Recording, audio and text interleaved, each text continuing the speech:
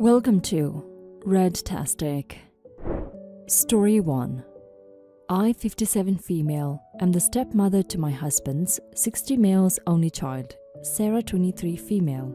My stepdaughter Sarah has been in a long-term, very healthy relationship with her now fiancé and is planning her wedding in the coming year. Like most young girls, Sarah wants an extravagant wedding, something straight out of a pastel-themed fairy tale. And as much as I would like to be a part of the wedding planning, Sarah didn't want me near her while she was planning.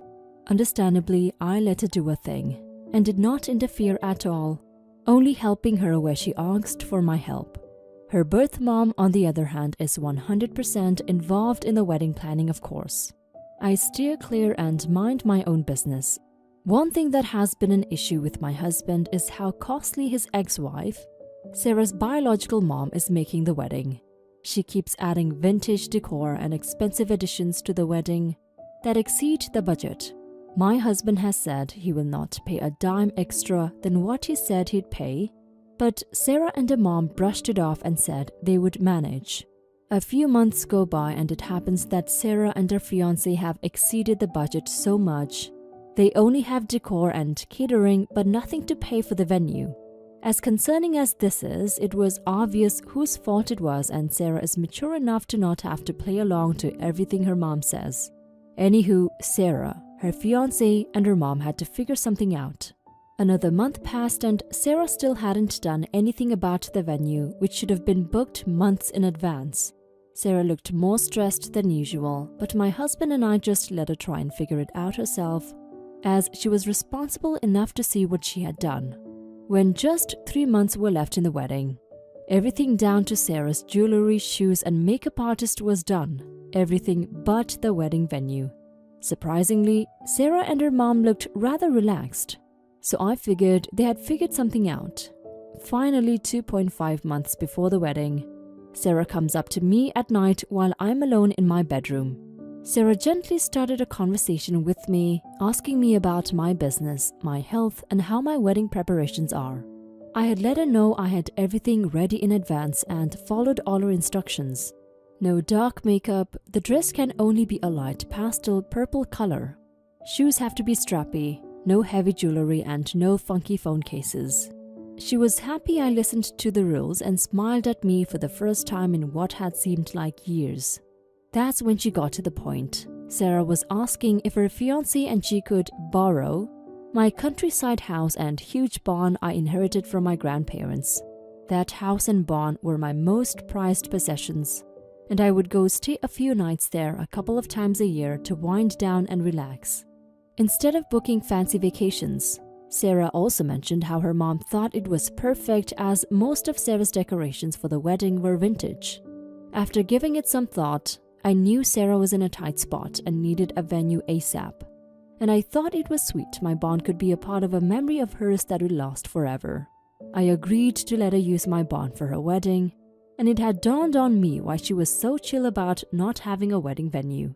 Morning came and my husband thanked me for letting Sarah borrow the barn for the wedding, and that Sarah was relieved she and her mom could have figured something out.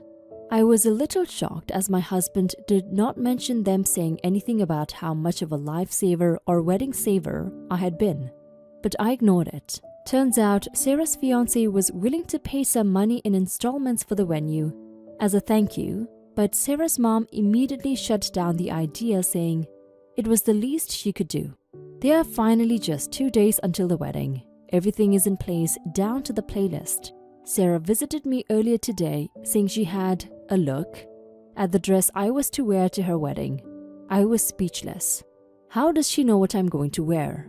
It turns out that while I was away a few weeks back, making sure everything in the barn was perfect for her wedding, Sarah was rummaging through my stuff without my permission. I then asked Sarah what she came to say and to say it and leave. Sarah responded by saying I'm not allowed to wear my lilac dress to the wedding, as she had gifted her mom the same dress from the same boutique accidentally. She went on to say I cannot wear that dress to the wedding anymore and have to make other arrangements as the mom of the bride comes first. And in no way will she allow us two to wear the same thing. The look Sarah had on her face showed she did all this on purpose. and just didn't want me at the wedding. Neither did Sarah's birth mom. Sarah left, and instead of trying to replace the beautiful custom-made dress, which was pretty pricey and took over 2 weeks to be ready, I called the team I had arranged to make some final preparations to the barn before the decoration crew arrived tomorrow, and told them to stop all preparations and gather all Sarah's things, as she will no longer have the wedding at my barn. Then I texted Sarah and informed her that the barn was no longer an option. An hour passed and I just got the most insane call from Sarah's mom. She was going feral and screaming about how I had been held to this family since the day her husband married me, and that I was for the streets and deserved no respect. I cut the call and blocked her. Sarah also called me, calling me the devil of the family. She is blocked as well. My husband heard both sides of the story and said it was my property, so it was my decision, but I could say he was disappointed. I don't know. Am I the a-hole? Update. Sarah has completely cut me off, not that there was much contact in the first place. She had to have a wedding at our local church and had to cut down the decor as well. It was either the local church or her mother's unkempt backyard. The rainy weather called for an indoor wedding, which I did not attend, and the guest list also had to be shortened as the budget was too tight. You're not the a-hole, OP. I'm glad your husband didn't force you or blame you for taking back the permission you gave them to use your barn. Your stepdaughter didn't want you at the wedding, but she wanted to use your countryside house and your barn. She can't have both. It's silly of her to think you would happily give her your countryside house to use for her wedding party when you're not invited or welcomed at the party.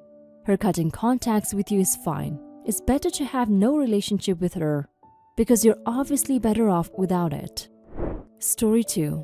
Me, 35 female, and my ex-husband, 37 male, got separated 1 year ago. We share custody of our 15-year-old daughter. My ex-husband has her for certain days, and his birthday didn't fall on one of these days. In fact, it fell on one of the days where my daughter is supposed to be with me. He called me so we could discuss letting him have my daughter on the day of his birthday. But I told him no because it is not his day to have her. He got my daughter involved and she said she really wants to go, but I said no because I have my reasons. My ex-husband dropped it, but on the day of his birthday, I went to pick up my daughter from school, but I discovered that he came and took us straight to the restaurant where his birthday party was taking place. I was fuming. I called him, but he didn't pick up. I then called my daughter and she said she was with him. I used the location feature to track her phone and got the address.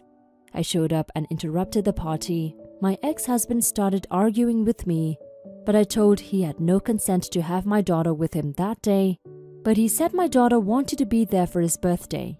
My former mother-in-law tried to speak to me and I told her to stay out of it, then told my daughter to grab her stuff because we were going home. My ex-husband and family unloaded on me and I tried to ignore them and just leave, but my daughter made it hard for me. I took her home eventually and grounded her for agreeing to leave school with her dad when it wasn't his day. Her dad called me yelling about how bitter and spiteful I was to deprive my daughter from attending his birthday. I told him it's basic respect and boundaries, but he claimed it was just me being spiteful and deliberately hurtful towards him, that I didn't even care how it affected my daughter.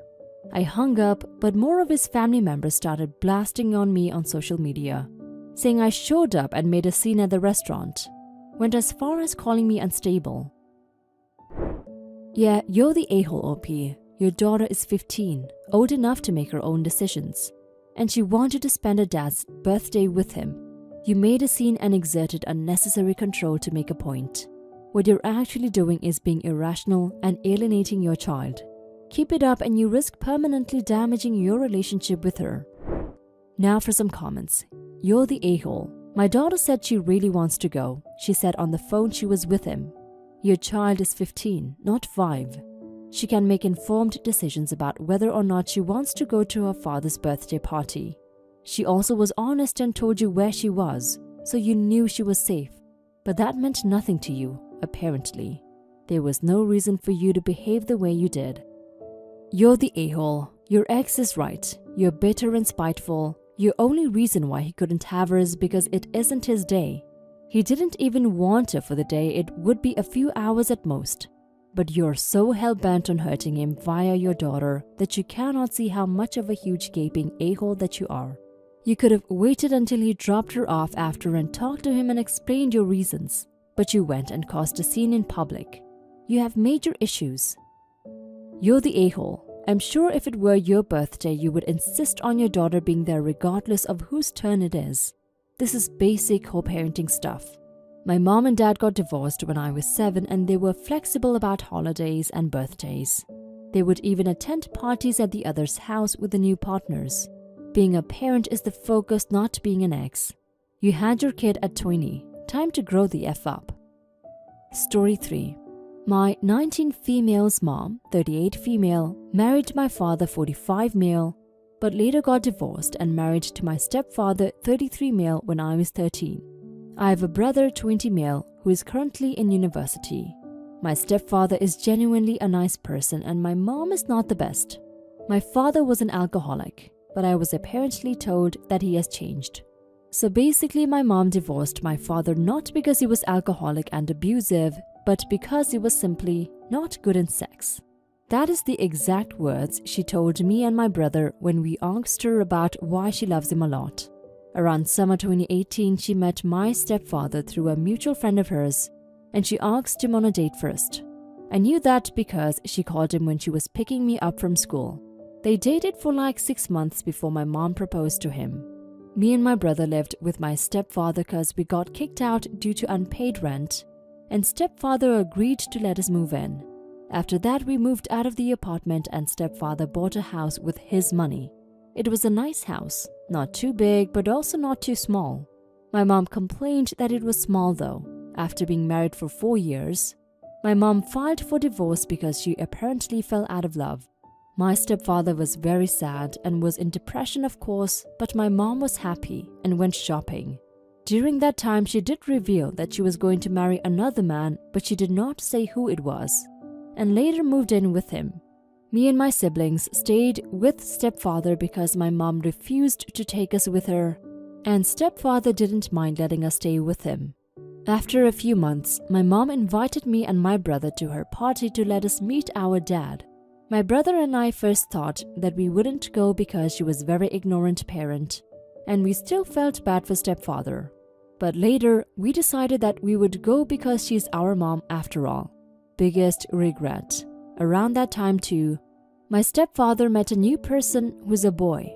He's bisexual, and we were happy for him. When we arrived at the place, we were shocked because her new husband turned out to be our biological father. There are many things wrong with this. The main issue was that both of us had PTSD from him because he was abusive and our mom didn't do anything. It was very much not okay for us to sit next to him because those seats were the only ones left. I told my mom we would be leaving because the thought of him makes me unstable to breathe. Then suddenly my mom yells, "Did stepfather made you do this? And guilt trip you cause he's gay?"